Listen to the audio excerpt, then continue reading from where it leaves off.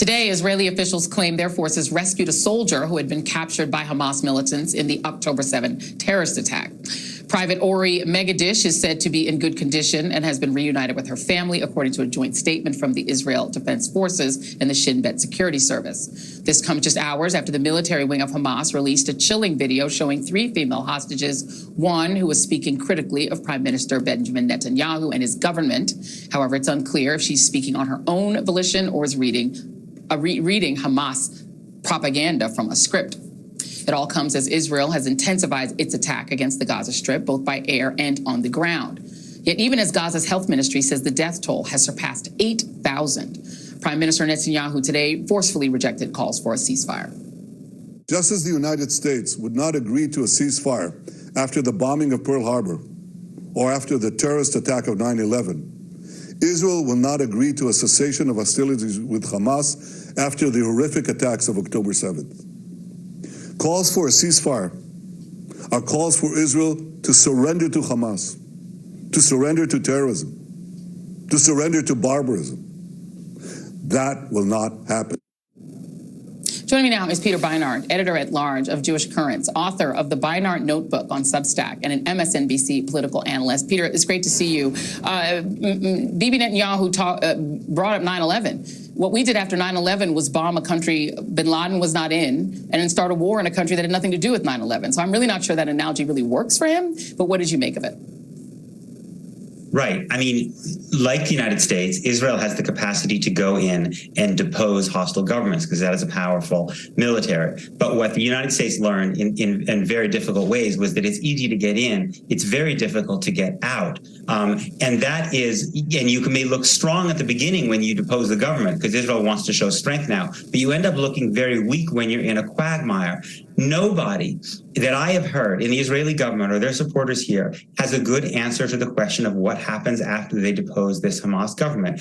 No one in Israel wants to stay in Gaza because they know that they will be dealing with an insurgency that will be killing Israeli soldiers as long as they're there. But any government that they try to prop up, any Palestinian government they try to prop up will collapse the minute they leave. This is basically the same problem the U.S. had in Afghanistan and Iraq. And instead of invoking 9/11 to say, we're going to do what you did, I think Israelis would be wiser to learn from our mistakes after 9/11.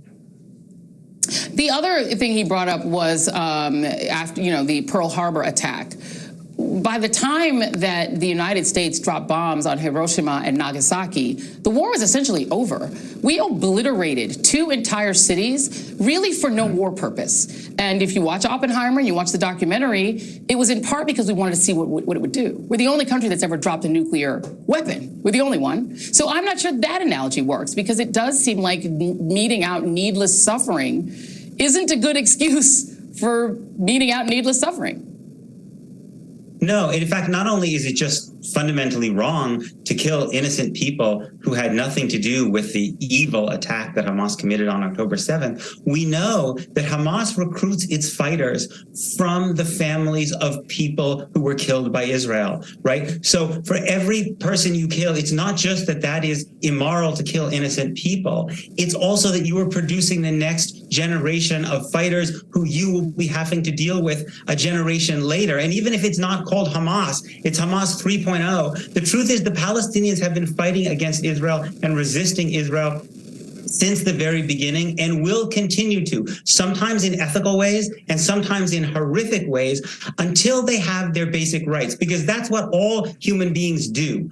All human beings resist oppression. The United States was not occupying Japan when Pearl Harbor happened. Israel is occupying millions of Palestinians in the West Bank, and yes, also in Gaza, because it controls it. It's like a prison. It controls it with Egypt from the perimeter. And if you treat people that way, they are going to fight back. And so what's really important for Israel and the United States to do is to try to strengthen those Palestinians who resist ethically, who do so in the name of human rights and mutual coexistence and international law and weaken the people who do the horrors like Hamas did. And what I fear is that again and again we have done the opposite. When Palestinians have gone to the UN, when they've gone to the International Criminal Court, when they've talked about nonviolent tactics like boycotts and divestment and sanctions, you don't have to support every single one of those. But if you oppose all of them and you even criminalize them in the United States, as we have done, by saying you can't get a job in state government unless you sign a pledge saying you'll never boycott Israel, you know what you're doing? You're sending the message to Hamas that nonviolence, that ethical resistance doesn't work.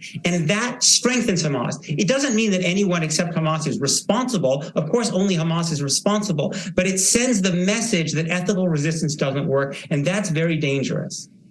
You know, and there's also the climate issue, right? That we've created a climate now where people who are just marching for Palestinians to have rights and to have self-determination and for there to be a Palestine are being doxxed, are being threatened with losing jobs. And every protest that is pro-Palestinian is now being labeled as pro-Hamas, which it isn't. And there is like a chilling effect that people are actually afraid to say anything, even if their moral compass says they don't like the idea of seeing children bombed. People are afraid to even say that.